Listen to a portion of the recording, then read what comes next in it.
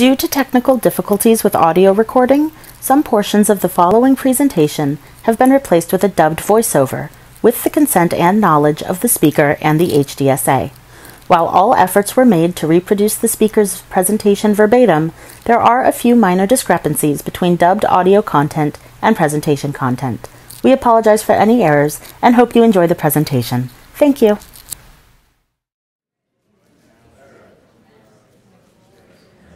Okay, I think I'll go ahead and get started, if that's okay with everyone. I'm a very fluid dietitian speaker, okay? So I'm very fluid with what I allow people to eat or say to eat.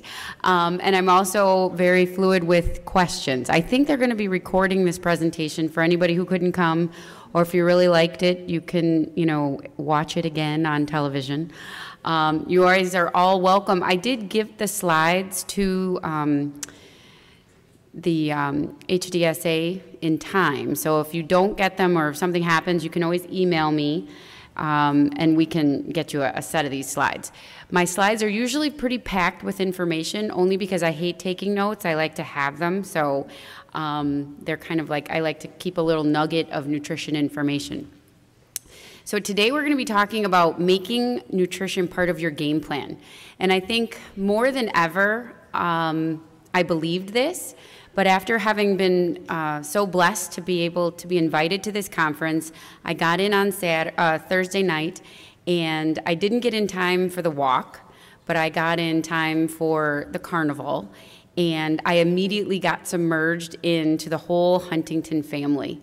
And I am a huge family person as it is, so even when I opened my little bag of goodies in my hotel room before I had met any of you, and this bracelet said, "Family is everything," it was like, oh my gosh, I am exactly where I need to be, because family is everything.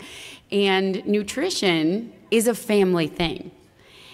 Now, what you'll learn, and already probably know, in fact, I was talking to one of the trustees right when I got here, and one of the first people I met, and he said, well, what are you going to talk about with Huntington's disease and nutrition? There's not really anything there. And I said, you're right, because it's not a nutrition disease. However, when you look at your brain, Huntington's disease is only one thing that can happen, right? There's a billion other things that are going on in our brain on a regular basis. And in a conference like this, we're very focused on that. And I'm excited to be kind of getting submerged into Huntington's disease more than ever, because we are that close to potentially it not being a problem in the next, question mark, but very close. We're getting really close to that. And throughout my years as being a dietitian, almost 20 years, I've always told people, no matter what your disease is, no matter what your health problem is, nutrition, if you make that part of the top priority list, it will reduce your risk of anything else that could happen. So while you're here today because you or someone is touched with Huntington's disease, hopefully you all leave here being that much more ready to take care of your nutritional health. Because whether it's Huntington's disease, whether it's obesity, whether it's diabetes, high blood pressure, kidney disease, anything, whether you're trying to be an athlete, whether you're in a new sport, whether you're trying to run a marathon, all of the information you're going to hear today will help you. And that's what's so exciting about being a dietitian. You don't ever talk to one person, you talk to the whole family. And again, like we keep saying throughout this whole conference, family is everything. So we're going to hopefully make a game plan.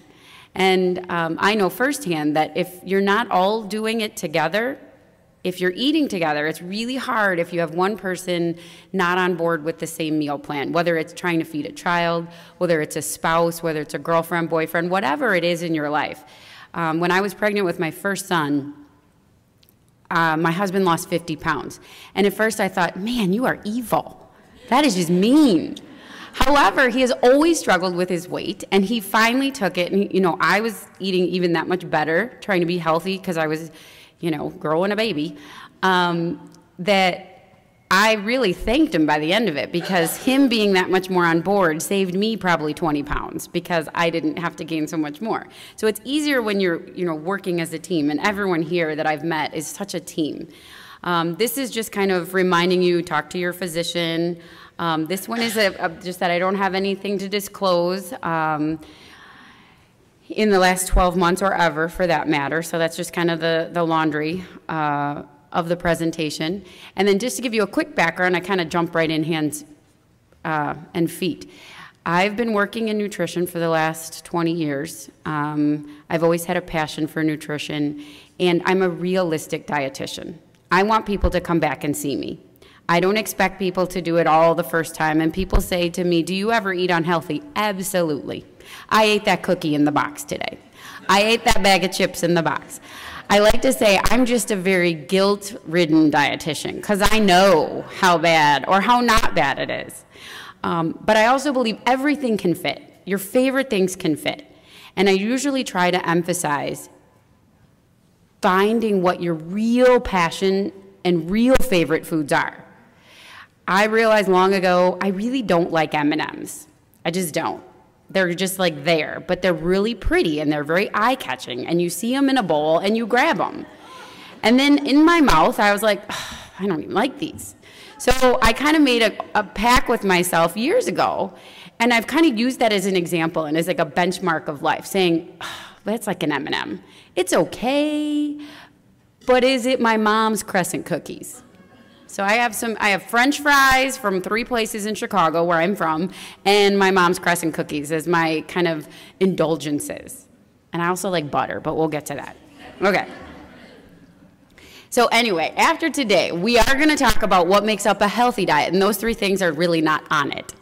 And then what are the key brain foods? This is also an exciting time with neurodegeneration processes. So who's heard of the MIND diet? Okay.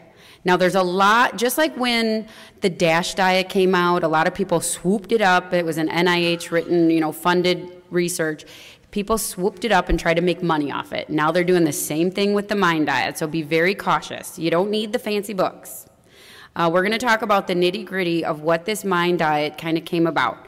But it is extremely exciting in the nutrition world, saying, whoa, there are real connections to neurodegeneration and what we eat. It's different than what's going on with Huntington's disease. That's a neurodegenerative process. But like I said, our brain is the most complex thing on earth. So while I'm letting all the scientists who are just gives me goosebumps what's going on over there, of all the things we heard today and yesterday about what they're doing to cure and get closer to a cure for Huntington's, I'm here to help sure when that happens, you're ready and your body's as strong as possible. And I didn't think about what they mentioned as far as being eligible for these studies.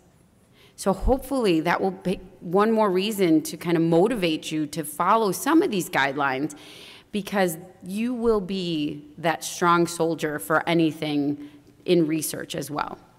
And we're going to talk about weight changes and calorie needs, and then swallowing safety, dental hygiene, and cooking tips. We're going to kind of trickle through those, and I will kind of hopefully get a sense of the audience and what you need. I'm here for the next hour, and I can stay longer as well for any simple questions or specific details. But the main talk is about general health, and for most people with Huntington's, it may actually be bolstering up some calories and taking more in with less bites.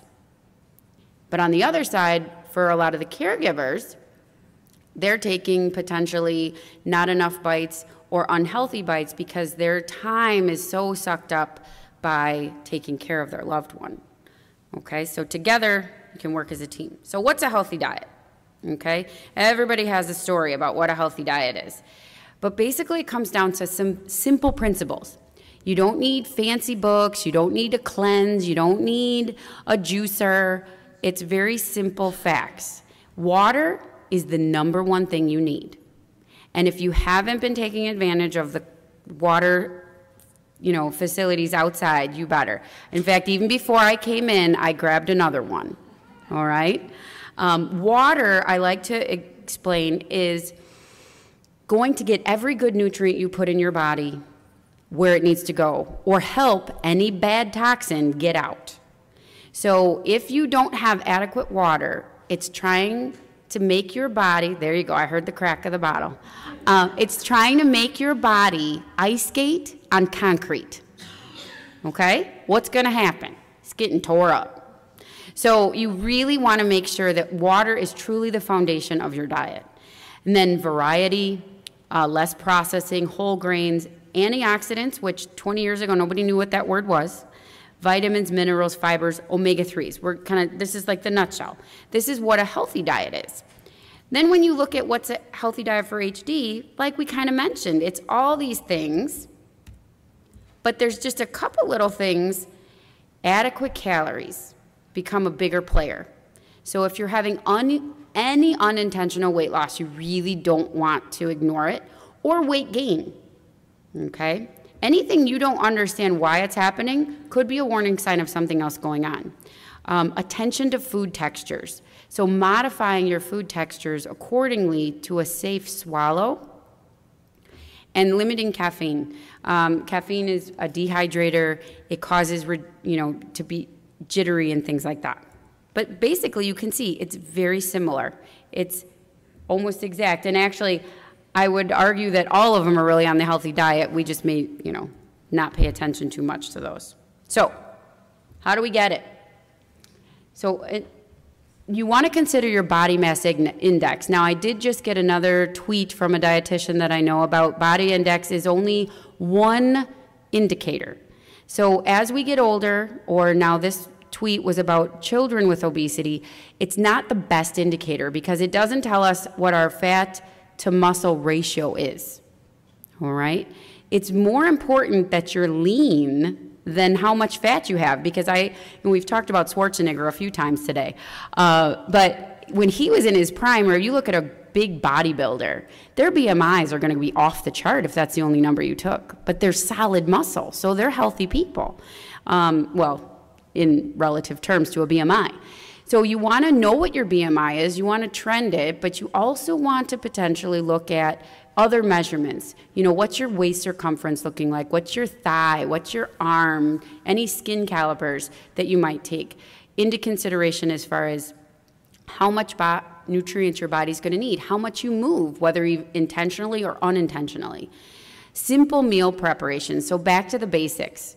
When I say what a meal is, a lot of people are stunned that I'm a dietitian and I'm not on a show making these gourmet meals. Well, I also have a life, and you have to eat, and we have 1,000 different places to be. So when you look at what is the basic of a meal, I usually say it consists of at least 3 food groups. If you can get 3 food groups in, you're doing pretty good. Now you want them to be not French fries as the vegetable group, and we'll get into that. But if you can get in 3 food groups, I call that a meal. And some of us are just so overwhelmed, especially because of these cooking shows, that we're just never eating a good meal. And those just don't exist really, or are necessary, I should say. You can have them if you're a foodie, and it's fine, but they're not necessary. So a handful of nuts, a glass of milk, and a piece of fruit. That could be a meal, and you're out the door, 2 scoops of peanut butter and an apple could be part of a good meal. So it doesn't have to be those conventional pieces. Foods in season and locally grown, that's in there mostly because if it's in season, it kind of has a better nutrient profile, but I don't get too wrapped up into this. What I like to say about buying local and buying in season is it forces variety, right? Because in the dead of winter in Chicago, you're not going to find a real good watermelon. It's not going to happen. Planning ahead. So in the dead of winter, you're not going to find a good watermelon, so don't have that on the menu. So planning ahead what your week is going to look like. I even narrow that down to buying baby carrots or peeling my own carrots. If I look the week ahead, now carrots last in the refrigerator an awful long time. It's almost scary how long they last. But if I know the week ahead we're not going to have time, or I didn't get it done on Sunday to chop and wash all these fresh carrots, I make sure I buy the baby carrots because of reality. Now, there's nothing wrong with a baby carrot, but I like the mineral taste of a big carrot. I love them. Nutritionally speaking, it's about a wash, but they do have a slight better mineral content. But if I just bought the big ones and they sat in my fridge, it didn't make anybody healthy. So planning ahead, seeing what's coming down the pike in your week and your day. Don't skip meals. Skipping even one meal after age 30 So any young whippersnappers in here, I see you a little less than 30. But after age 30, our muscles really start to atrophy a lot faster. Like, so the rate of muscle atrophy, the slope starts to get a little stronger. So if you even skip one meal, instead of building muscle, you start to maintain it at a slower rate and it starts to deteriorate. That's the tricky thing about nutrition. You can go a long time, a whole lifetime eating unhealthy, but did you get the full bang for your buck out of your life? You know, dehydration, people get dehydrated a little quicker, they're a little more aware of it, but you could go a week or two just eating, you know, chips and fries, and you're not gonna drop over dead from a nutrient deficiency. So I wish we could have this like little gauge going ding, ding, ding, ding, ding every time you didn't get in a certain amount of food groups. But the muscle protein loss is the main part of not skipping a meal. Avoiding empty calories, right? So whether you want to maintain a weight, whether you're potentially overweight, or if it's really hard for you to get food in, physically, mechanically speaking, then you don't want to waste your energy on things that aren't going to give you a lot of good nutrients. And then eating as a family. Eating together brings camaraderie. It brings a lot of positive pieces to our day. We even know that, you know, people get in less trouble if they're sitting down to that family meal. But nutritionally speaking, we eat better. Okay? And long ago, I found out that older women eat more in the presence of men. Yes, they did research on that, which I think that's so funny because it's probably the exact opposite in the high school cafeteria. But as we get older, we do eat better when we're together. All right? So this is just a body mass index kind of reality check. So a normal body mass is between 18.5 to 24.5. So if you're in that range, you're doing pretty good. If you're nearing or kind of trickling down to the underweight, you're going to be at nutrition risk. And then overweight, ironically, doesn't have as many connections to other disease states as once you hit obesity. So there's something kind of, I won't say protective, but like the people that are in the overweight category are, you know, not having so many extra diseases. But what happens is you're setting the stage for really jumping into that category. So you really want to try to keep yourself, I like to keep people a little bit like in the 20, 22 mark, because it kind of gives you a buffer. As you get age over 65, then we start to see that maybe being in the 25 to 27 category is better because of potential loss or hospitalizations that are associated with that. Okay? Some other benefits of home cooking. You're together, you're increasing your fruits and vegetable intake, which increases fiber and minerals, vitamins, increasing dairy. How often does any adult in this room go out to eat and order a glass of milk? Okay? I'm culprit of it too, and I love milk. Dairy is one of my favorite foods, nutritionally speaking and taste-wise, but dairy is critical. But I never would order a glass of milk. I'll get it for my kids, but I would never order it when I'm out. So if you're eating out, you're just reducing typically the potential of you getting that glass of milk. Less snacks and junk foods, that can be dependent on your household. So you have to be really careful depending on what you're stocking your cupboards are with.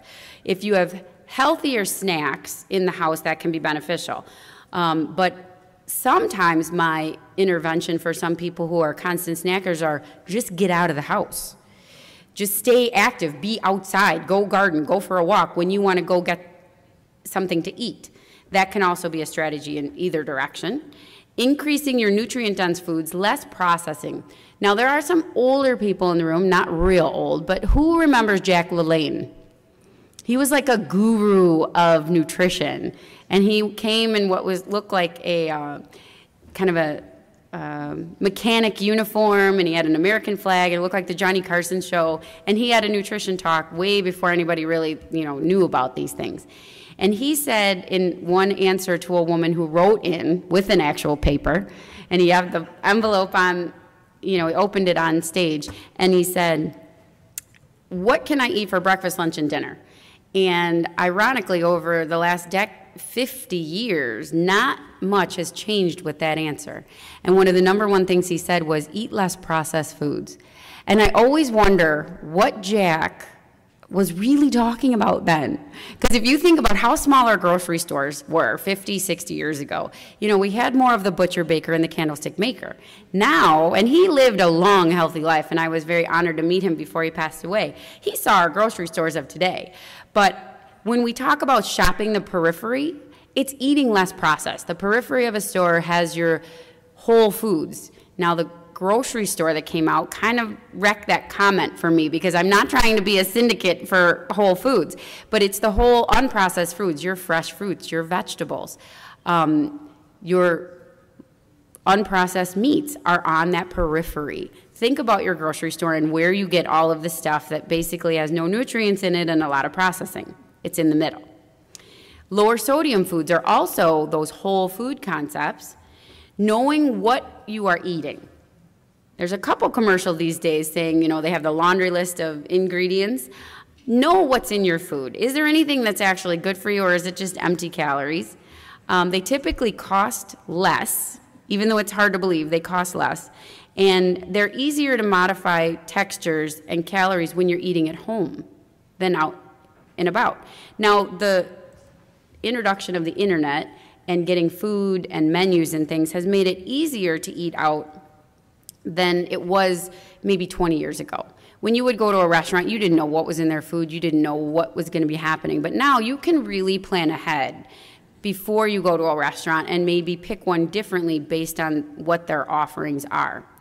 So eating together, make it a priority, make it simple, and make it pleasant, make it fun. Planning meals together, getting people cooking and chopping and involved in the preparation when possible, having them pick the right, you know, different varieties of fruits and vegetables if you're preparing for kids, and avoid distractions. Distractions are more for swallowing, okay? I was on a neuro unit once, and they had this gigantic, well, not once, I worked there for like 12 years, but they had this huge big screen TV when I first got there, and it was never on, and I thought, why don't we use this beautiful TV? And they said, because it's too distracting at mealtime. And I thought, oh. So we had a philosophy at mealtime where no one spoke over a whisper. Everyone moved slowly. Everyone talked softly. You never engaged a conversation with somebody while they were chewing, while they were eating. Simple ideas, but you know, nobody was thinking about it outside that unit. And it really reduces the difficulty of the person who may have struggles eating food. We talked about this already, is kind of looking in that menu, packing the things you need. So any adaptive devices, who uses any or knows of any mechanically altered spoons or weighted plates or, okay. So those all exist, and I have some resources at the end of this. In fact, George Yoling was very kind to bring this spoon, and it is from Tevis, and it's a spoon that when you hold it, it doesn't allow anything to spill. Can you all see that? Okay. So bringing something like this to a restaurant, I know, mouth open. It's kind of amazing. You guys can come play with this in a minute. It's kind of expensive. It runs about $225, or like I found on Amazon, it was like between $150. But it may very well be the last tool you buy because it's kind of cool. And then, you know, it teaches you how to clean it and wash it and charge it and all that stuff.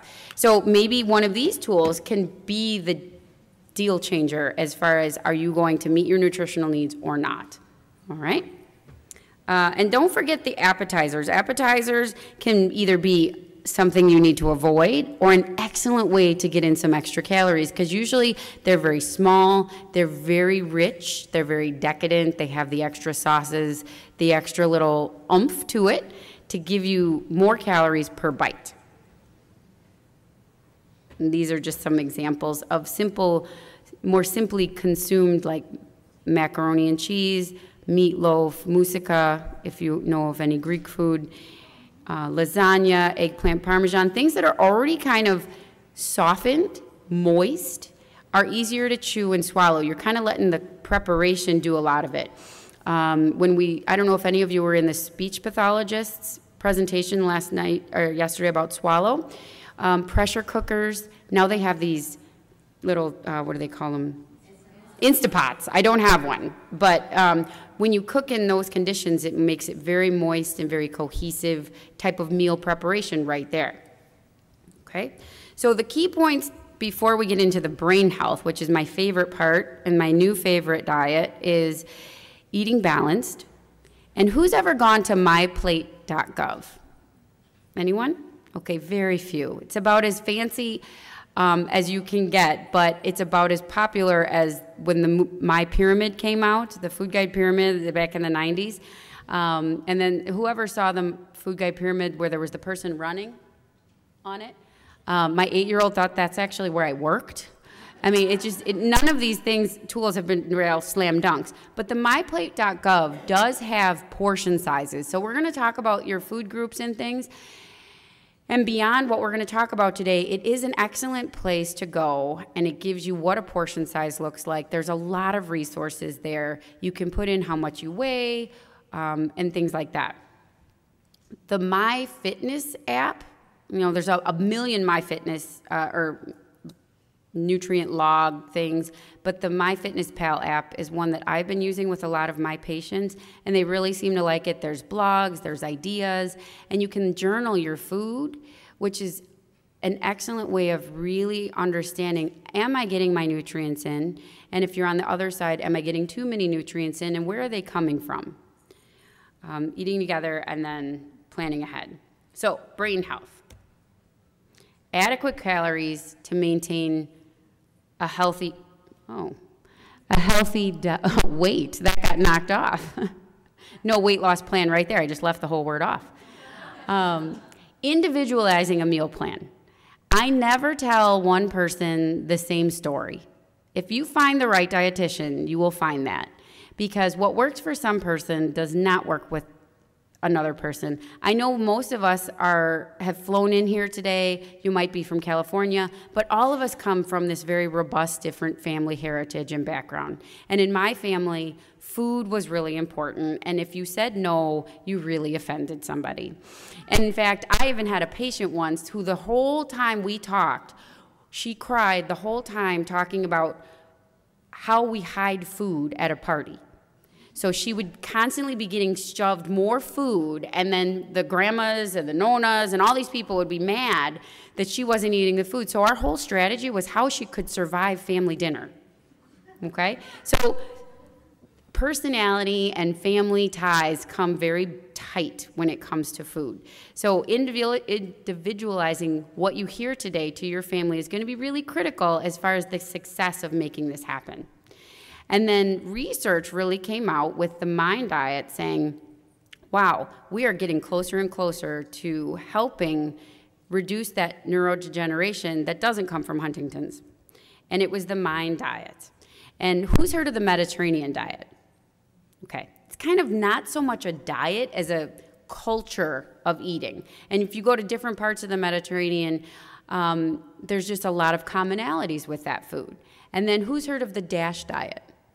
That was a created diet based on parts of the Mediterranean diet, based on literature that said we should do certain pieces, and that stands for dietary approaches to stop hypertension.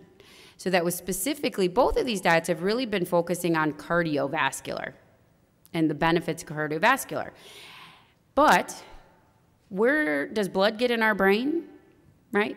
I like to think of our whole body as one gigantic vascular system. And we know that our brain is the most vascular, right? So actually, if anything, when we think vascular, we should think brain before heart, but we always think heart, all right? So what they did, these researchers actually who were at Rush University Medical Center in Chicago, where I'm from, they combined the best of both of these diets and came up with the Mind Diet. And the Mind Diet looked at how it could stop neurodegenerative delay. And this I know you can't read, but it's the pieces of the DASH diet, for those of you who want to know, and it's the pieces of the Mediterranean diet, and then what they came up as with the DASH diet. So this is what, I'm sorry, not the DASH diet, the Mind Diet. And this is the Mind Diet. The other thing I love about it, not only did it show 53% reduction in potential of acquiring Alzheimer's disease by following this diet, and 43% reduction if you even marginally followed the diet. So remember I said I'm a realistic dietitian, right? Most of us are not going to do exactly what we're supposed to do every single day. But this study really blew us out of the water, because even if you followed this mildly, halfway basically, you had a dramatic reduction in your risk of the people who acquired Alzheimer's disease. Now, it's not a cause and effect diet. What this research did was they took a bunch of people and then they followed what they were eating, and then they saw who got Alzheimer's and who didn't. So it's not a cause and effect relationship, but it's these are the foods the people who didn't get it were eating. So what does that tell us? We should probably be eating those foods. And when you're looking at 54%, most of the literature will say 10%, 20% reduction. If you get a number that's 54%, there is a huge connection, in my opinion and in science opinion, that this is really where it's at. And what I like is that if you see what these things are on the do list, they're not that hard for people. So dark green leafy vegetables, 6 servings a week. Now, if you go to the myplate.gov, that's 1 cup of dark greens. Now, for my father, 1 leaf is too many, okay? So, ways to work around that is, who's ever seen cooked spinach? Okay?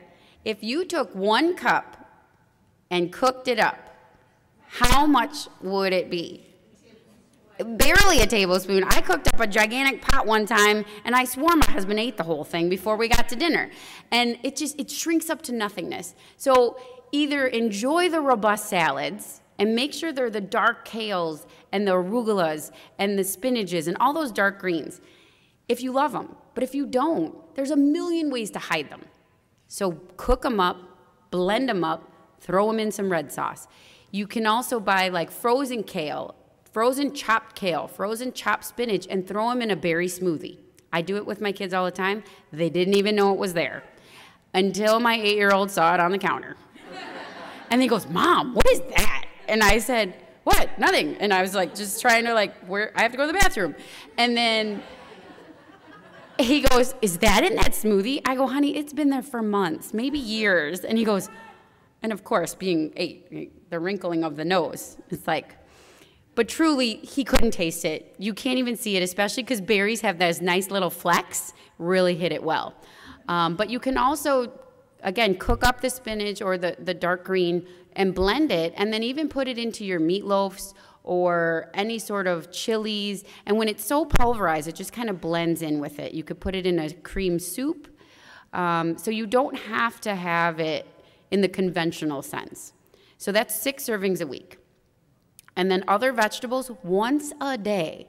Now, what a lot of people are getting confused with this diet and these recommendations is, oh, so I only need like 1 and almost 2 servings of vegetables a day? No. What it says is vegetables are that powerful that if you even just get into a day, that was following the Mind diet 100%. So this is really fueling that energy of, we still want to get like the 9 servings of fruits and veggies a day, which sounds quite daunting, but again, if we cook up that spinach, it's a couple bites. So it's half a cup of cut up vegetables raw or fruit, 1 tennis ball size apple. And if you went to the gym here at the facility, some of those were even bigger than a tennis ball. You know, when you buy a piece of fruit, they're usually like a softball, unless you buy bagged fruit. So the volume doesn't necessarily mean that you have to eat this much fruit.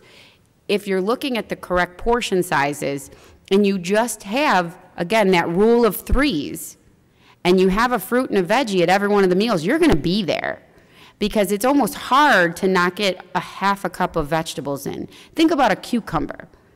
If you slice up a cucumber, there's like a whole cup of cucumber. Or now they have those fun little English cucumbers. They're the small ones. And kids even love, I do, but like even throwing in that in a lunch whole, kids just eat the whole thing up.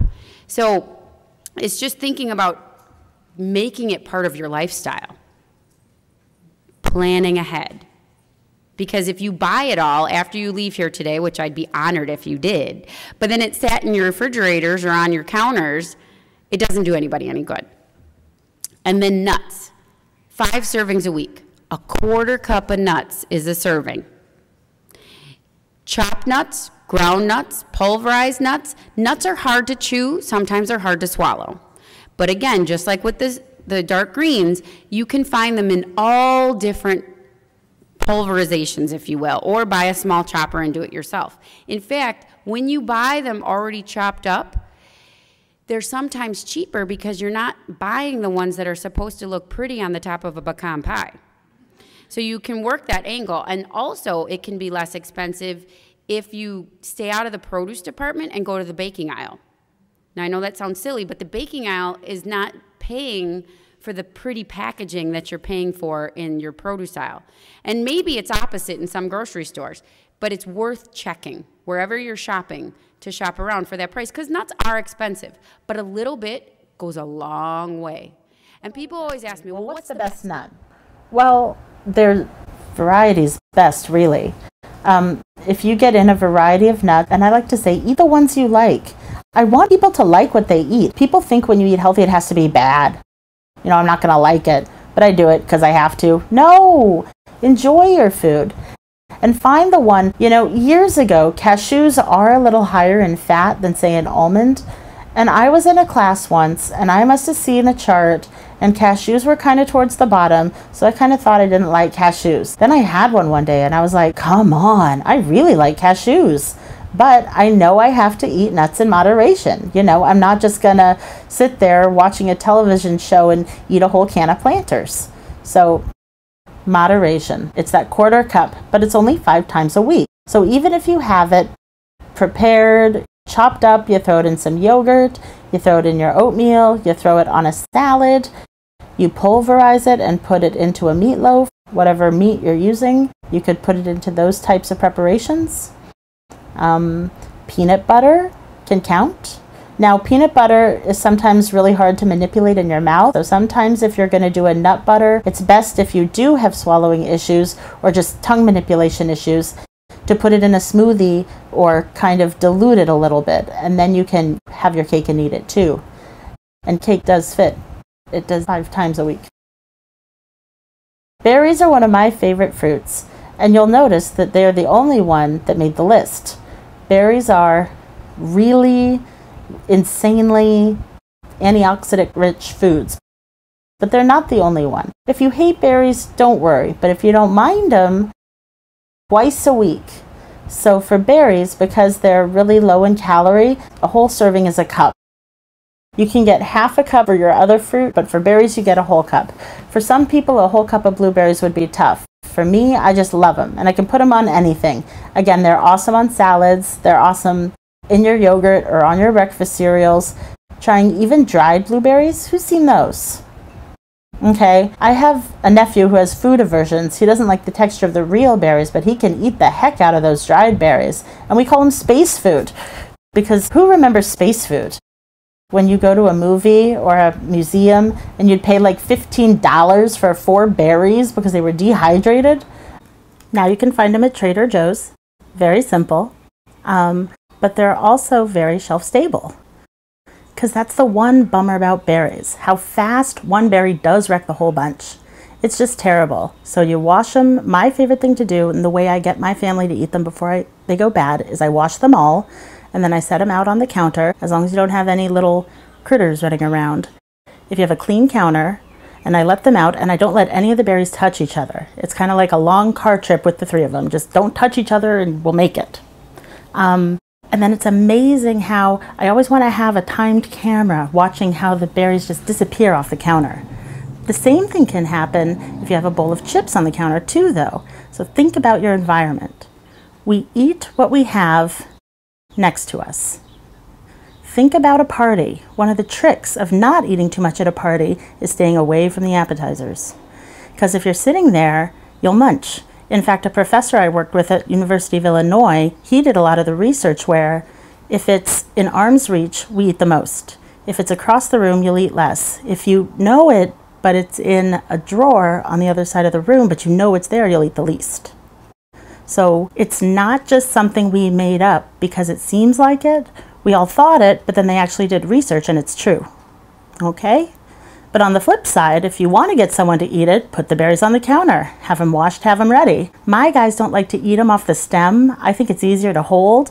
But if I leave them on the stem, like a strawberry, they won't touch them. Now I trim them up, I stand them up, and I make a little castle, or they're gone in a hot minute. So the presentation of food, which I do appreciate with a lot of fancy show networks, the presentation does mean something. No matter what, the presentation, even if your swallow progresses to where you need puree foods, there's beautiful presentation of puree foods that any of us would be honored to eat. And as long as the right flavor profiles are there, it really tricks your mind. But it's that presentation piece.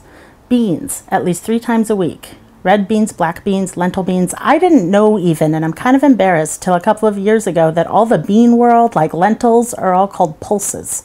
And there's a pulse organization that you can go and learn more about all these things than you'd ever want to know.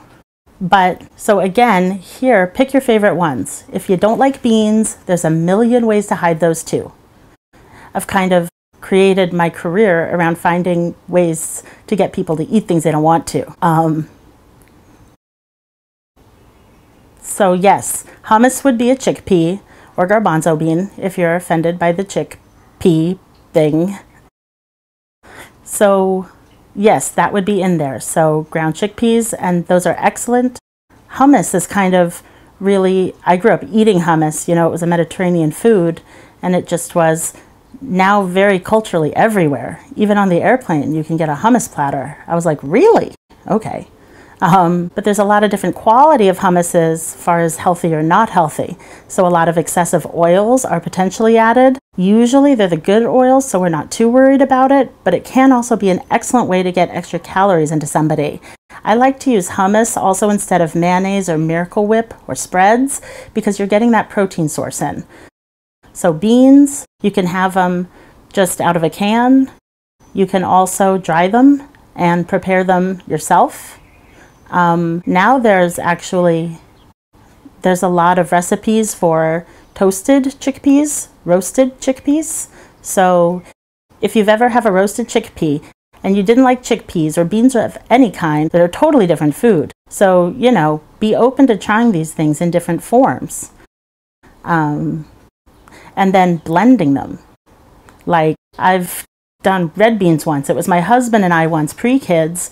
We had basically like a box of spaghetti and ragu in the fridge. Like that was all we had. And I said, we are going to die of starvation. This is all we have. So I looked in my cupboard and my pantry and I saw red beans. And I thought, if I blend those, because my mom used to put a can of tomato paste in her sauce and have that even. So I thought, well, that's kind of pasty. I'll put some in there. And sure enough, it made it rich. My husband could not figure out what I did. He knew it was different, but he could not put his figure on it. His palate could not figure out that it was beans. And we had an enormously high protein, high fiber spaghetti and white pasta, you know, white pasta and sauce meal by blending in those beans. Now, if you have GI issues with beans, you need to warn somebody that's going to happen because, you know, you don't want to do that and, you know, pop that surprise on them. But it's an excellent way of getting in those foods. Then whole grains. Now, when I was in high school, whole grain meant hardtack.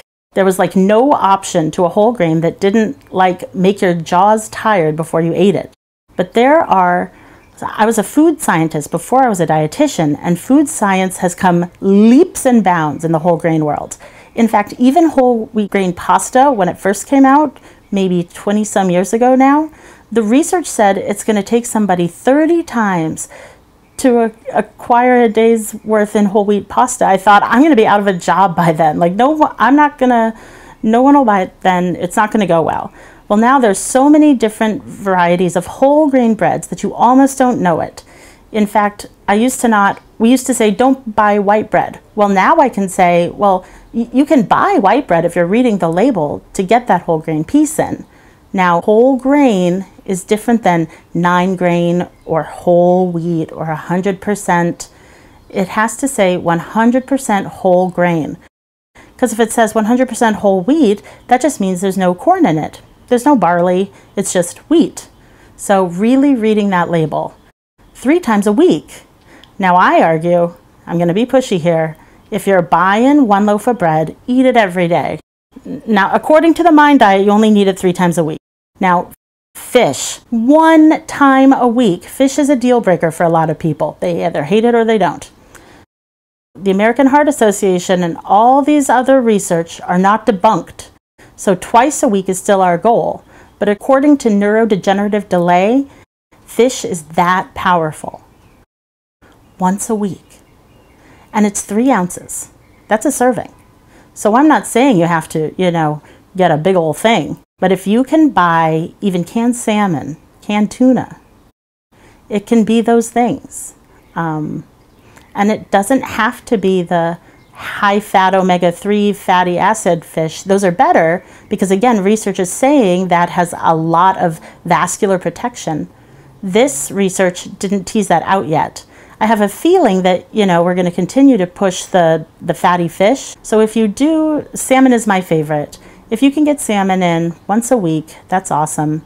If you don't get in any fish, I'm not a pill pusher. I'm kind of anti-pills, but if you don't get any fish, this is one that it's so strong in the literature, the omega-3 fatty acids, that you might want to consider fish oil pills. And again, this is once a week, so you don't have to take those fish oil pills every day. I mean, be nice, they say you should. We could eat fish every day too. But if you just take fish oils a couple times a week, you can get as close to this as without the fish. Then poultry, like 2 servings a week. Now this isn't your chicken wings. This is your chicken breast, your turkey breast. You really want to still promote the unsaturated fat meats from your poultry, okay? But it's only twice a week. Now you'll notice these are the foods before we get to 9 and 10, but this would not constitute 3 meals a day, 7 days a week, right? So what do you do with the rest? Well, you still don't want to ignore all the other bodies of literature saying avoid your saturated fat, avoid your processed foods. In fact, processed food fell on the number 5 to eat less, the fried foods less than once a week. Okay, so what you want to do is, again, if you add up the poultry, well, maybe you're going to have it 5 times a week, but you want to at least have it twice a week. And maybe the fish is a couple times a week. Or maybe you have a vegetarian option, and that's your beans where you get it. Now, remember I talked about non-conventional meals? If you have a 1.5 cups of beans, that's like having a piece of meat as far as your protein. If you have 1 Greek yogurt, the little cup of Greek yogurt, that's 21 grams of protein. That's a 3-ounce piece of meat. So it doesn't have to be that convention to getting in these. These are what you get in, and then you want to supplement with all the things like the other foods, the other vegetables that we've been talking about for a long time. Now you will notice that on both sides, dairy is not really represented. Now, cheese is there as a don't. Cheese less than 1 serving a week. But cheese in the dietitian world is kind of more in the protein than the dairy, even though we know it comes from a cow. It didn't have to, or goat or whatever. But when we look at this, the nutrient profile of cheese, that falls in the don't list. That there's actually, it was neuro kind of degenerative side. Milk and yogurt, again, one of the confusing things with this diet is people think, oh, well, it's not on the diet, I can't have it. It just didn't say it was good or bad. So when we look at all the other literature out there, especially with aging muscle, dairy is where it's at. Whey protein is critical for muscle retention and growth as we age. So it's a real strong association to that longevity piece and muscle growth. So I'm a huge proponent of it. It just didn't hurt or hinder, thus far what we know, our brain. When we look at other disease states though, like Parkinson's, they're actually starting to come out with more research saying that full fat dairy may be neuroprotective for a Parkinson's patient. And that's another tidal wave of change over the past 50 years. 5 years ago, if I would have said to someone, oh, go ahead and drink full fat milk, they'd probably try to revoke my license. Now, we can say with pretty good confidence, the new research in dairy fat, not the cheese, again, this is milk and yogurt, that fat is not showing vascular problems. It's not associated with increased risk of heart attack. It's not a stroke or increased risk of neurodegeneration or stroke. So when we look at Huntington's and maybe even calorie increasing, go with the full fat dairy instead of maybe full fat French fries or a porterhouse steak. Get your extra calories in there. And who's heard of I can't even, it's a new cottage cheese, Nuva, Nunnv. I don't know, I just got an email of it. Anyway, it's a new cottage cheese that has 15 grams of protein per serving, whereas your standard one would have about 8 for that half cup. Because a lot of people don't like sour yogurt. I grew up with it. My great-grandma made it in the kitchen, but most people kind of either like or the taste of sour yogurt or don't. But now there's a couple of other things on the market to be on the radar for. That's cottage cheese, which doesn't have as much of that sour, that you can blend into things like mashed potatoes and soups and even your casserole type things to incorporate more protein, more calories into a meal. And olive oil is number 9. Use in as your main cooking oil. This does not mean bathe in it. I had a man years ago, when first olive oil research was really coming to a head, he was a traditional like marinara sauce on everything kind of guy. And he took this information and he started using equal parts olive oil for marinara. And he couldn't figure out why his profile went off the roof, why he gained 25 pounds in 3 months, because he was eating thousands and thousands of calories of olive oil a day. So it's still in moderation, but olive oil did come up as one of the neuroprotective oils. Okay? And then wine, 1 glass a day. Now, do you have to start drinking if you don't drink? No. If you're underage, this is not cool, but they did show that wine was neuroprotective. Now, other research shows that any alcohol, just the alcohol piece of it, whether it's from spirits or beer or wine, does have some cardioprotective effect. Wine has the most, and it keeps coming out as the highest one, most likely because not only does it have the alcohol piece, it has the antioxidants along with it. It has that resveratrol, so it's really a potent source. But guess what? Pomegranate juices too. 100% palm juice, blueberry juice, all those are 100% berry juices, are loaded with these antioxidants. So it doesn't have the alcohol piece, but it has this huge antioxidant piece. So when I make smoothies for my guys at home and myself, I use frozen berries. If I have any about to go bad on the counter, I throw those berries in. And then I use palm juice as the liquid. They don't like the yogurt in it. I'm still trying to scoop it in there, but they caught me with the kale. So I got to back up a bit before, I get in there too much. But you can kind of use that as an alternative. And red meats, less than 4 times a week. Now, I had a man cheer because he thought red meat was off the table altogether. He was so excited that he could have red meat 4 times a week. If you have it less than 4 times a week, you're still following the MIND diet 100%.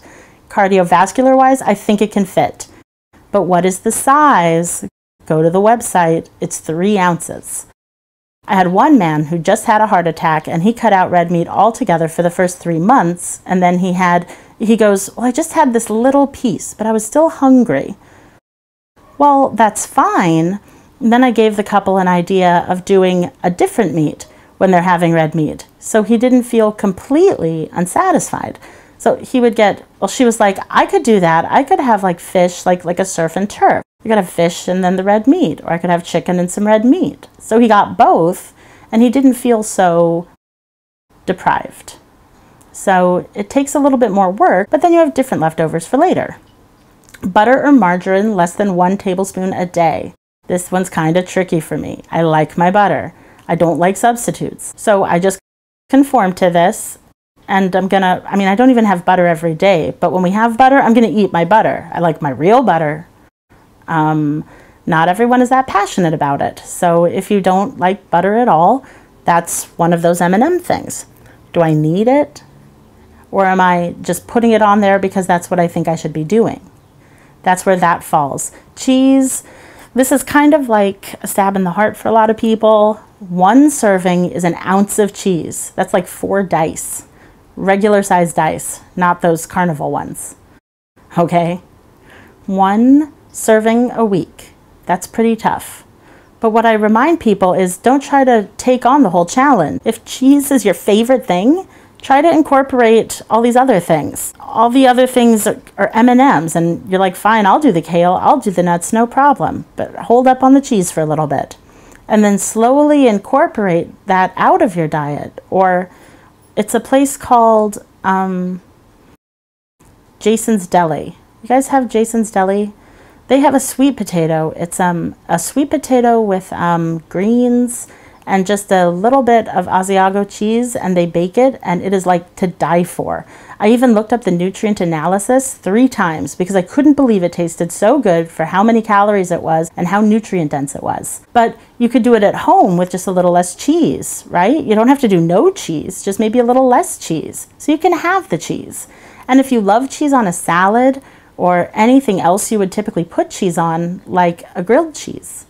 So try to use a whole grain piece of bread for your grilled cheese, or 1 whole grain and 1 white piece. Go halfway with yourself. It's also pretty fancy and funny looking too. But instead of putting multiple layers of cheese on it, could you put slices of avocado? Because that's a good fat. Could you put some tomatoes? Could you add some other juicy things on there so you get that 1 piece of cheese, but then you're not depriving yourself? Okay? So it's just thinking about all you can have both. Pastries and sweets, it's 5 servings a week. Now what is 1 serving? The cupcakes we had on the tables last night, the cupcake was itself good. The cupcake was the right size, but the icing on top was about double, okay? But that's a normal size cupcake. When you go to a bakery, they're like this big, okay? So size matters. So again, with the portion sizes, that would be a serving, but again, it's 5 servings a week. And then your fried foods we already talked about. So when we talk about your antioxidants, when we talk about berries, berries fell on this diet and greens fell on this diet. But antioxidants are laden through our fruits and vegetables. So what you should do with all the other fruits and vegetables, if you really want to slam dunk, or you don't eat them at all, to get the biggest bang for your buck, you want to start going by color. The darker, the more vibrant, the better. Your reds, your oranges, your purples, your greens. There are a couple yellow, white ones that are really good for you. Onion, garlic. Leek and chives are kind of like half green, half white. But that's where all of these antioxidants are. And you could go online and you can look up all the phytonutrient names, but really nature had an amazing way of just saying, look, the pretty ones are the ones you want to pick. So really try to get out of your comfort zone or your rut of the types of fruits and vegetables you may or may not be buying. I even say once a week, try to throw a different one in the grocery cart. If you go to a produce market and you don't know what to do with one of these fruits, stand there and watch somebody buy it. And then go up to them and say, what do you do with that? I did that once to an Indian woman, and it was a daikon, and I was like, looks like this big white carrot. I was like, it's probably like a turnip or something. But so I thought I could look online, and I'm gonna find a million recipes of how to use this vegetable. But she's right here, and she buys it and eats it. So that's probably a good starting point, because I could find all these recipes that nobody likes. So think about that, you know, and she was so sweet, and she was very excited to teach me how to cook it. And it was like tastes like a radish, between a radish and a turnip. But my kids liked it. We were all excited to try something new. If you don't like something in one form, try to hide it, try to manipulate it, try to do it in another form. Tomatoes, cherry tomatoes, there's grape tomatoes, there's all these different kind of tomatoes. If you don't like the jelly stuff in the middle, right, try a different type of tomato. You may love it. Or forget the tomato and eat the tomato sauce. In fact, with tomatoes themselves, lycopene is more released when it's cooked. It's not that you don't get any lycopene from a raw tomato, but you get more when you process it. So, you know, if it's lightly processed, so like tomato sauce and things like that, or making your own is fine. I did a presentation on canned fruits and vegetables. And actually, the people who eat canned fruits and vegetables had healthier diets. And it was because they ate them. They ate more than the people who didn't buy the canned fruits and vegetables. So it was kind of amazing. So it didn't mean that we have to go eat canned fruit. You can misinterpret that data, right? You could say, oh, well, I need to eat canned fruits and vegetables to be healthier. No. But if you're not going to eat them, like, because even before I did the research, sometimes I don't like a canned peach. It's kind of slimy. I don't like it. But there's some that I would have bought, and I was like, yeah, but this is not that healthy.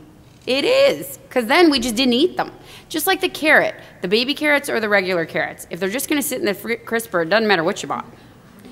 Beans the same way. I have a lot of people who just avoid beans because they're canned in any convenient form. And you buy the bag of beans, and then it says rinse first. I mean, even the first 3 steps, you're like, oh my gosh. Well, we're going to starve before we get to eat them. You can buy them and soak them, and it's not hard. You can even put a little baking soda in the water. It helps diffuse the gas out of them. But buying the can and rinsing them reduces the amount of sodium in that can by 40 to 60%. And then you have them, I mean, I literally open the can of beans, pour them in a colander, rinse them, and that's what my one son takes as his protein for lunch for school. Just like that. Did you have a question? Well, just a statement of suggestion. What about recommending frozen vegetables and fruits before canned? Okay, so that's what we found. In the research, it didn't matter. Fresh or frozen or canned, the people who actually bought the canned vegetables were still eating more. And you're right. And nutritionally speaking, when you look at the content, a lot of times frozen vegetables and some canned preps can be more nutritious than fresh, because the minute you cut open a fresh fruit, or vegetable, if you don't eat it, it's all being oxidized into the air, versus a canned prep or a frozen prep where it immediately stops it. So you're actually getting it like potentially more off the farm than when you cut it and then you leave it in your refrigerator or on the counter already cut. But yeah, so I feel that all 3 can be incorporated, okay? So then we talked about this. One thing I want to talk about oils is they have a low burning temperature. And I cook, but I'm not a phenomenal cook, and I have 3 little people running around my feet all the time, and you know, all this going on. So things maybe burn a little bit at times. So avocado oil has a higher burning temperature. So while olive oil is phenomenal, olive oil is also great when you're making salads, salad dressings, when you're not cooking it, but olive oil will burn real quick. So a lot of times I will recommend, if you're cooking, to cook with avocado oil, because you have more time before it's going to burn on you, because the burned oil can actually be putting off phytotoxins into our body. Just like grilling, grilling's phenomenal, but you don't want to eat the charred meat. The charred part is carcinogenic. Again, it's not going to immediately cause cancer, but it has been linked to be, you know, kind of wreak more havoc in our body than not. All right? Then B12 and vitamin D are also 2 critical pieces for our brain health. Not to mention the rest of our body, but B12 and vitamin D, especially vitamin D, cognitive impairment was 4 times greater for those who were severely deficient. So you really want to get your B12 checked and your vitamin D. As you get older, B12, we'll go back to B12, causes irreversible neurological damage if you're deficient. However, the minute you replenish your B12, the degeneration stops. You don't gain back what you lost though. So you want to be real aware that you're getting enough B12 in. For most people in this room, you're going to be absorbing B12 probably fine. But as we get older, our gut stops making as much intrinsic factor.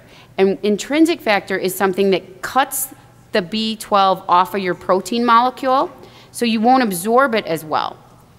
Also, as you get older, your gut starts to be less acidic. And bacteria from your lower gut can go up higher in your gut, and it then competes for eating the B12, because the bacteria likes the B12 too. So you may be eating a lot or adequate volume of B12 in your diet, but you're not actually absorbing it. So sometimes going away from food to a pill is enough, but then still even in the pill form, some people have to go to the B12 shot. Now with vitamin D, we're still having a hard time getting people's Ds up if they're being supplemented. Some people have to take 50,000 IUs to replenish it for a few weeks, and then their vitamin D comes up and they can ride, and then they have to take another megadose. They're starting to think that maybe with vitamin D, they're going to potentially, for some people, recommend a D shot, just like the B12. So you get the shot, you coast on it, and then you go back, and it may be 6 months for that one, and you get another shot to make sure you're staying adequate in that vitamin D. All right? So key points. Superfoods. They are no superfoods that cure HD. We know that. But there are superfoods out there. Foods that will make your body as strong of a soldier to fight off anything that comes your way. Eating a variety of food and adapting your textures or your lifestyle or your prep and planning ahead will get it into you. Talking to a registered dietitian about your food that's right for you if you need. That was a little plug for me. Your weight and weight changes, we kind of started to talk about this, but I will say this is the My Plate. It gives you the serving sizes. You can go to the website, myplate.gov, and you can see these serving sizes right there. And then we talked about water a little bit. This is just an example of your protein cycle. So we're not like a car. You can't just load up at breakfast and then coast on your food all day.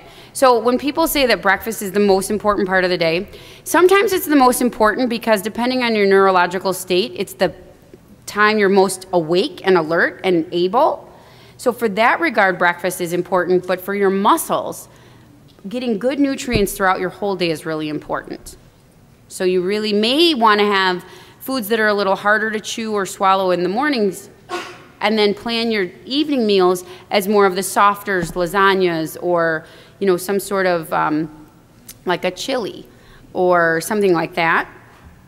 Here's your portion sizes of this. I didn't need to go this.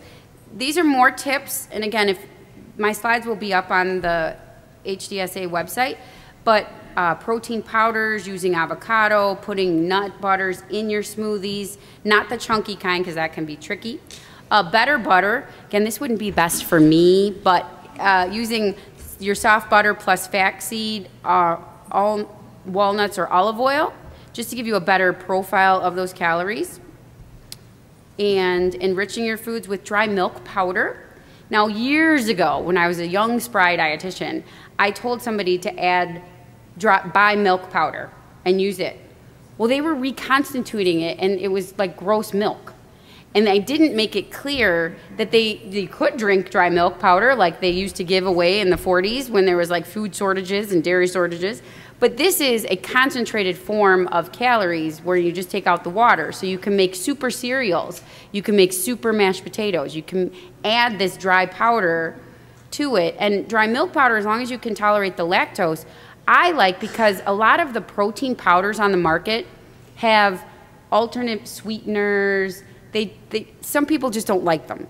They're pretty expensive. There's nothing wrong with them inherently, but it's just not potentially necessary if you can use the dry milk powder. Enriching your soups this way, like I said, with the mashed potatoes, the sweet potatoes. Mixing in purees into your hot cereals. You can really mix in a lot of different things.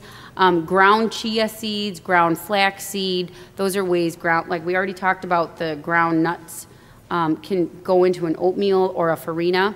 Who's heard of oat bran?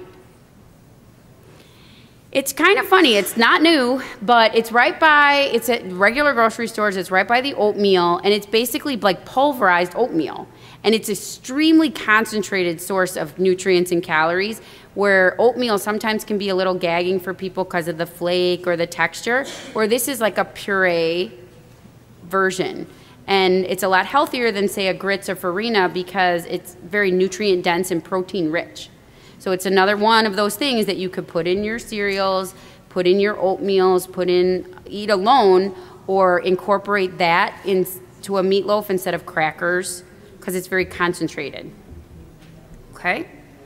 Now, we did not talk too much about swallow safety, and I know that the speech pathologist talked about it. I had told George that I would have slides on swallow safety and dental hygiene if necessary. So I can stay, and I don't know if there's a group coming in straight away. But we can. 15 minutes over, actually. It was 3:45. Oh, you know, I know we're a little over, and we started a little late waiting for people to come in. Thanks. So yes, we can wrap up, and then anybody who would like to stay or talk about swallow, we can. You know, it's mostly the particle size, the textures, the crunchy, the stewy, the stringing, manipulating those foods to modify according to your abilities. Now, there is a new international, the IDDSI. Has anybody heard of that? It's a new group that's come out based on swallow. And it's a conglomerate of people from all over the world talking about texture modification. And you can do YouTubes now. It's a phenomenal resource because you can actually YouTube what a texture should look like based on what your speech pathologist may tell you is safe for you to swallow. They're also starting to label packages of, there's a coding system for what we used to call nectar or honey thick. Now it's like a level 1, level 2, level 3. There's all these different textures, and it's all coded, and food is going to start being marketed and labeled as such. So it's easier for somebody who visits with a speech pathologist and even comes to us saying, okay, this is what I need. What food should I eat to make that safe? Okay? Any questions? I know we've had a few along the way. Yes? What about eggs? Eggs? Eggs, she said, what about eggs? Eggs are a phenomenal source of protein. They're a phenomenal source of choline, which is good for your brain, and choline's not found in a lot of other foods. When you look at your vascular protection in eggs, it's more the frying them in something bad, but the egg itself, I'm a huge proponent of, and it's a really soft, easy protein. Yes? I had a question about like protein, the powders. Would you recommend it as like a meal replacement, or how do you feel about like a protein, or like if you're in a hurry and you just want to do like a protein shake with like berries, or add that and then just go? So the question was, what do you do? How do I feel about protein powder and shakes as a meal replacer? I think they're fine. Again, realistically, you need to eat, so you'd be better off doing that than skipping the meal altogether. So if you make your smoothie with your protein shake, try to have fruit in it or fruit with it, so you're getting in those different food groups. But I certainly think protein shakes are a great form of nutrition. Like I use my dad, I always get full clearance from my whole family that I talk about them, but he drinks Boost. He's just not, he would never eat. He's just not a guy, he doesn't eat unless my mom puts it in front of him. So he will drink Boost though. I've finally gotten him to like drink a can of Boost Plus or a container of Boost Plus in the morning, because otherwise he wouldn't eat till dinner time. So it can fit. Yes? What do you feel about spices? We didn't really talk about that. Like salt, is it okay with moderation, or how would you suggest preparing meals for you? So my first answer is, if you don't have high blood pressure, it really doesn't matter as much. Okay. Because still, even people with high blood pressure, there's only a very small people who are salt sensitive. So So eating is the most important thing. Now, do I believe salt is the best flavoring agent? No. There's a million different flavor profiles out there that people don't even know exist that may love. I found it really interesting that the one woman mentioned that cilantro can taste like soap to some people. So some people, I love dill. I could put dill on anything, but I know a lot of people, if they even smell dill, they're not gonna eat. So definitely herbs are a better way of salting, or of seasoning your food without the salt. Yes? I understand that obviously eating healthy is important. What about things that you can eat that help pack more weight on you? So my husband, we try to keep him eating, 4 meals a day, 5 small meals. But we're also looking for things that will help add more weight to him. So that's where the these slides come in real critical. Oh.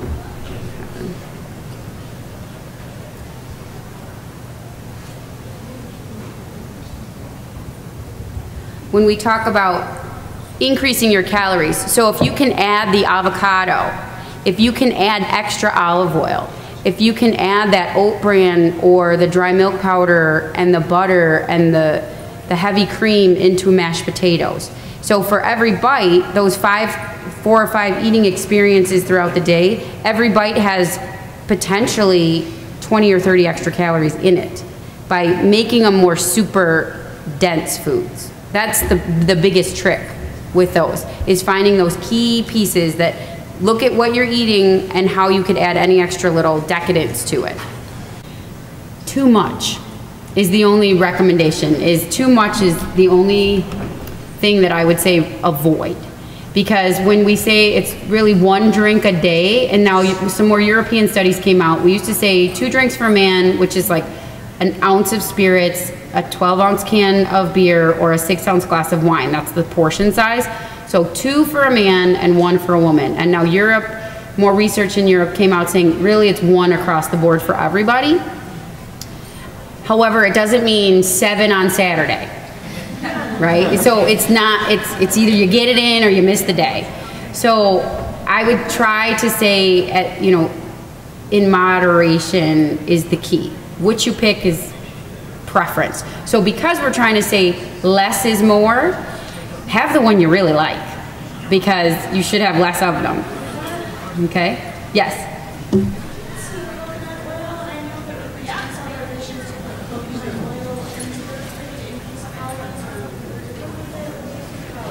So coconut oil came out because of the Parkinson's, the physician whose husband had Parkinson's disease, and he was showing beneficial signs, neurological signs. It was anecdotal for 1, and for 2, he was eating 1,200 calories of just coconut oil a day. And while most people will get maybe 2,200 for the whole day if they have, if they're losing weight, that 2,200 is a gold number. Now, for that person, is there anything wrong with the coconut oil? Maybe not.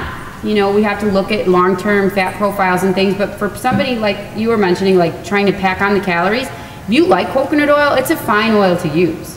When we see people having unintentional weight loss, we'll pretty much throw anything at them. It's whatever they're capable of eating, enjoy to eat, and will keep that weight stable. So coconut oil is surely a good idea, but it tastes like coconut. So if you don't like coconut flavor, you're gonna lose whoever you're feeding or you're preparing a meal for if they don't like that flavor.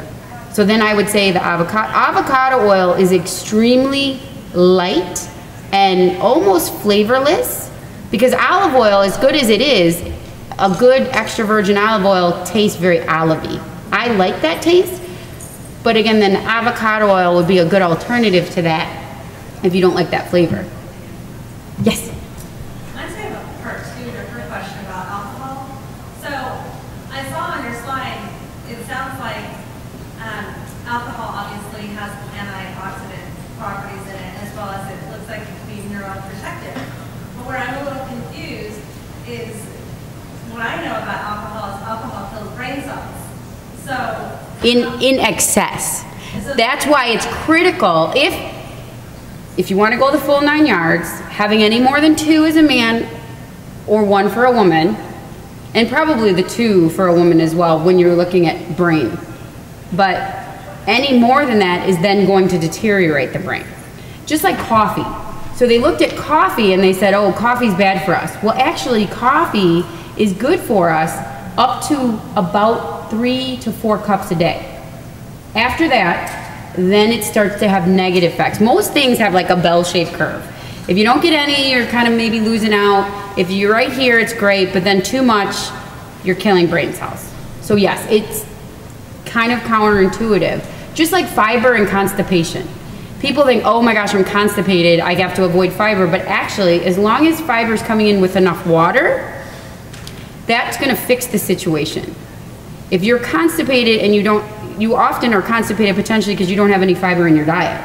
Because fiber with the water will be more like a bulldozer. Fiber without water is like a dam. So it can go both ways. Okay? Yes? What about buckwheat pancakes?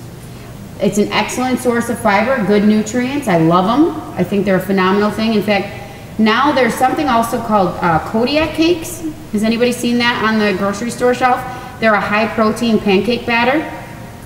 They are not like your Aunt Jemima mix, but I love them. I like a heartier, more rich pancake as it is.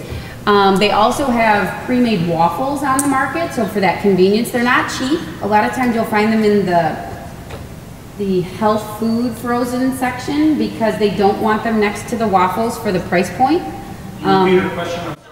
Oh, she said, what about buckwheat pancakes? Sorry, now I just blew your ears.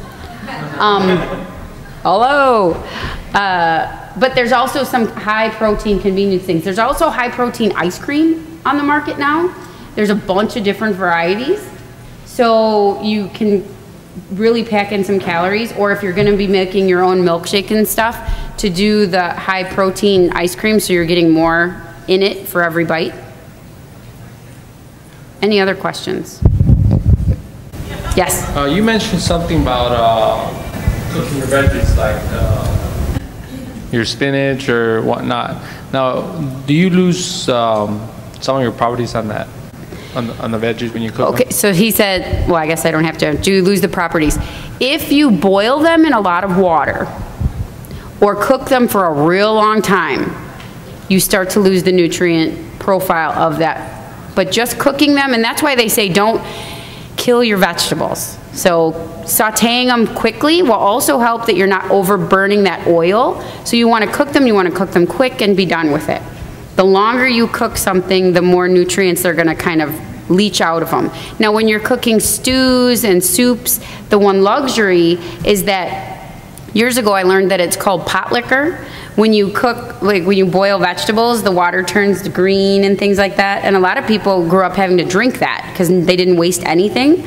Well, a lot of the vitamins and minerals were in that water. So when you cook in that type of preparation, like a soup or something, you do save a lot of those things.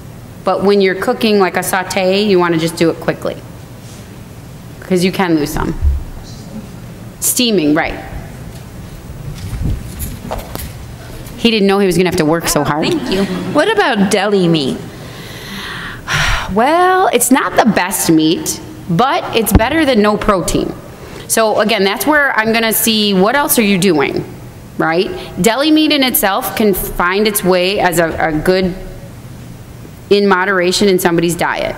If that's your sole source of protein, I'm probably going to ask you to add in some things. But as part of it, then I would say try to do the low sodium, do the ones with the least amount of nitrates or processing and things like that. Kind of like your cleanest types of deli meats.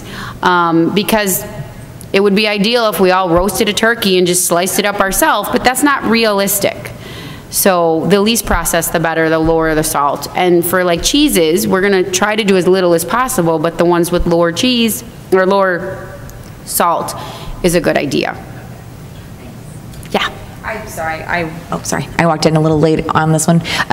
So I heard part of sodium, and sodium in general, you say to just lower the better? Right, so we're trying to get everybody, the American Heart Association is trying to get everybody to about 1,500 milligrams a day. The average American gets 3,000 to 4,000, so we're like double that. But the one exciting thing is, when you look at your heart, we have a sodium-potassium pump in our cells. It's sodium and potassium, and they go like this, okay? In and out and in and out. So if you're really kind of on the higher end of salt intake right now, and you kind of aren't eating your fruits and veggies, we get the mega doses of potassium from our fruits and our veggies. So if you can get that rule up of your fruits and veggies, even if you don't change your sodium intake, that will kind of dilute the problem.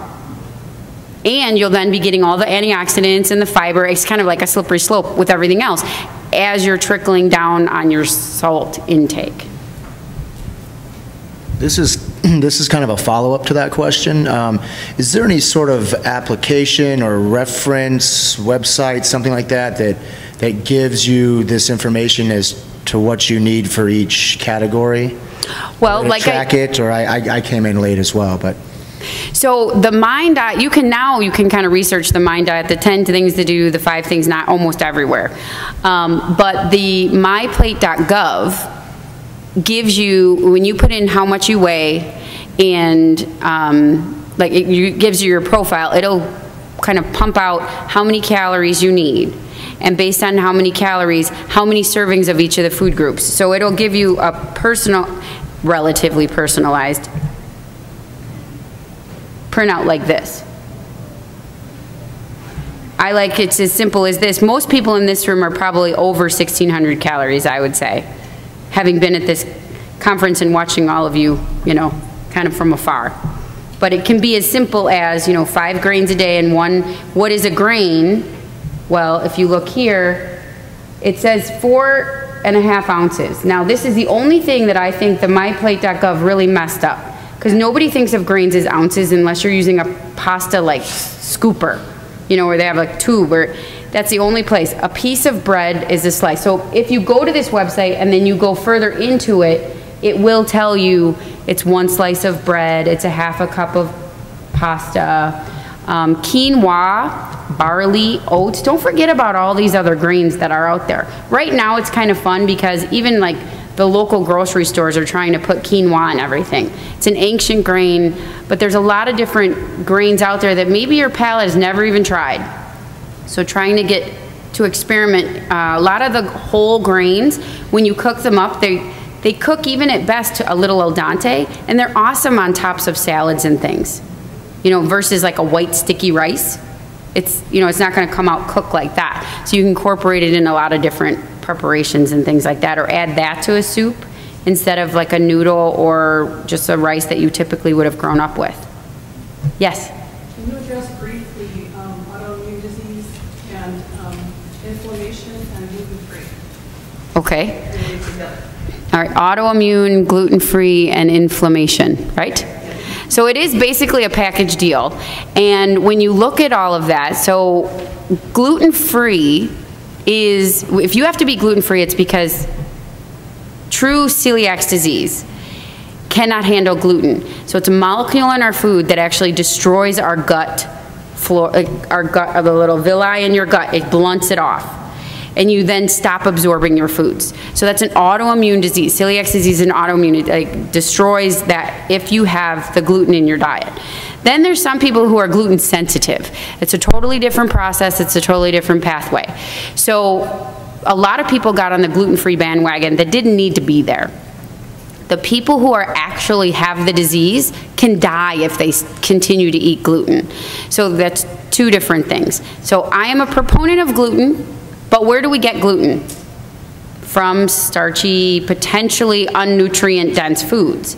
So if you were trying to avoid gluten just because it was not healthy, you maybe didn't need to do that. If you're celiac disease, you have to do that. But I don't believe that just grain products cause inflammation. I think processed grain foods, like a piece of floppy white bread, just doesn't have anything for us. So it's more of the void that it has than the danger that it would have, unless again you have that disease. Yes? What about Feel free to leave if you have to go. I know we're way over, but I could do this all day. What about the FODMAP, low FODMAP diet? How can that work with this?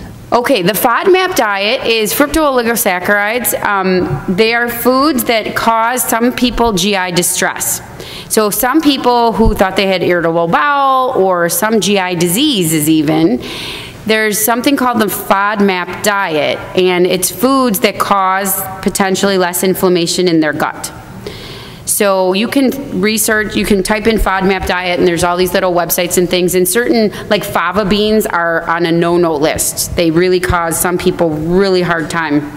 I have had people who had just could not figure out what was wrong with their gut. They thought they had a disease, and we started following a low FODMAP diet, and their gut just, it was kind of more that sensitivity issue, and their gut really benefited from avoiding those foods. Again, it's not necessary for all of us, but if you are somebody who is like, geez, everything I eat is just bothering me, it may be one of those things if you've tried a lot of other things to consider. And you can try working things back in once you get off all of them, right? Oh, absolutely. In fact, with anything, if you're having GI issues, we usually say kind of pull everything out and only add one thing in every few days or week or so you can really tease out what's wrong. I do that with a lot of people with lactose intolerance. A lot of people, even after like presentations like this where I'm really pushing milk and dairy, they haven't eaten it for years, and then they call me like, oh my gosh, I'm having diarrhea like crazy. Well, it's because some of us, as we age, we make less lactase, which is the enzyme that breaks down lactose. But some of us also, if you stop eating a particular food group, your body kind of downregulates the need for making that enzyme anyway. It can upregulate it again if it starts to see milk, but you kind of want to ramp it up a little bit. You don't want to just jump in with both feet. Okay? Yeah? How good are soy products like soy meat and stuff like that? I am a proponent of soy. I think it's fine. I think if you eat anything these days, like soy is somewhere. It's kind of interesting. Unless there's still some question if you have any estrogen-driven tumor, cancer tumor, then you want to avoid soy is the recommendation. But other than that, there's really no reason, unless you're allergic to soy, to avoid it. And I think it's another excellent source of protein. When you look at, if you can't tolerate dairy, some people are on the bandwagon of almond milk or soy milk. It used to be soy milk, then it was almond milk. I know you didn't ask this question, but if you're doing almond milk, the original almond milk that came out had very little protein. And milk is an excellent source of protein. It has 8 grams per cup. Soy milk followed almost nutrient for nutrient according to our dairy, and except some of them have the extra sugars for flavor and things like that. But almond milk came out and it had 1 gram per serving. So a lot of people started drinking the almond milk and they weren't getting any other protein. So then they were like really low in their protein intake. Now you can buy almond milk that has the added protein back in it. And it's counterintuitive because you think, well, it's a nut. Why wouldn't it have the protein? But the way they processed is they kicked it out. Well, the reason why I asked is because, like my brother, his diet consists in about probably 60 to 70% soy products, like soy meat, milk, and I don't know. I asked him, I mean, could it be unhealthy for you to just use everything soy? You know. No, I think he's fine. However, it could also, and again, I don't know your brother, but I also have people who are like vegan, vegetarian, and they think they have this excellent healthy diet, and they could be obese and have cardiovascular problems. Like, it's not a guarantee just because you eat potentially vegan that you're healthy, because there's a lot of other pieces to a diet as far as volume and calories, and olive oil's vegan, and like, remember that man I was talking about, he was, you know, health went down the drain because he started eating olive oil. So you have to be careful. But it can work. I have a lot of people only getting a big chunk of their diet from soy. Anyone else? Well, I hope this has been helpful today. I really appreciate all your questions, and I will stick around if you had any other private questions. Thanks.